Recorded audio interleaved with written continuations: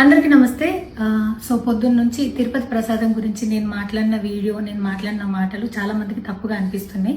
So explanation ఇచ్చే ముందే ఆ మాటలకు ఎవరన్నా హట్ అయి ఉంటే డెఫినెట్గా సారీ చెప్తున్నాను. అండ్ నన్ను రెగ్యులర్గా ఫాలో అయ్యేటోళ్ళకు నాకు వెంకటేశ్వర స్వామి ఎంత ఇష్టమో తెలుసు.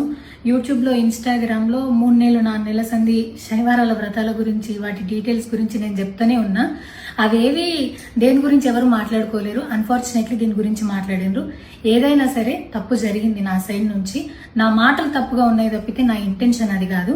మేము రిచ్ అని అన్నది 10,000 L1 క్యూ లైన్లో నిలబడ్డప్పుడు, పొద్దున ప్రసాదం తీసుకునేటప్పుడు కాస్ట్లీ లైన్లో నిలబడ్డమని ఆ ఉద్దేశంతో అన్నాను.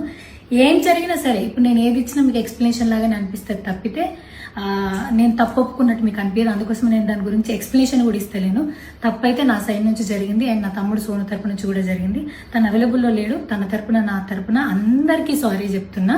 సో నా ఇంట్లో వెంకటేశ్వర స్వామి, నా చేతి మీద వెంకటేశ్వర స్వామి, అన్నిటికన్నా ముఖ్యంగా జీవితంలో నాకు అత్యంత విలువైంది నా బిడ్డ. నా బిడ్డను కూడా వెంకటేశ్వర స్వామి ఇచ్చిండు. నేను ఆయన గురించి తప్పుగా ఎట్లా మాట్లాడతా? అస్సలు ఆయన గురించి తప్పుగా మాట్లాడా. ఆయన గురించే కాదు, నన్ను రెగ్యులర్గా ఫాలో అయ్యేటోళ్లకు నేను అన్ని మతాల దేవులను మొక్కుతా, అందరి దేవులను మొక్కుతా. అందులో వెంకటేశ్వర స్వామి నా జీవితాన్ని మార్చేయండు. ఈ రోజు నేను అనుభవించే ఏది కూడా ఆయన దయలేకపోతే కాదు. అట్లాంటిది ఆయన గురించి నేను ఎందుకు మాట్లాడతా? అయినా సరే తెలుసో తెలకో పొరపాటు మాటలైతే నా నోటి నుంచి, మా తమ్ముడు నోటి నుంచి వచ్చినాయి. దానికి డెఫినెట్గా సారీ అడుగుతున్నా. ఇదేదో యూట్యూబ్ ఛానల్ ఏమంటారు వీడియోస్ పెట్టి కేసులు పెడతా అన్నందుకు కాదు, నాకు కూడా అనిపించింది అయ్యో అట్లా మాట్లాడి ఉండకూడదని, అందుకోసం పెడుతున్నాను తప్పితే ఇంకొక ఉద్దేశం అయితే ఏమీ లేదు.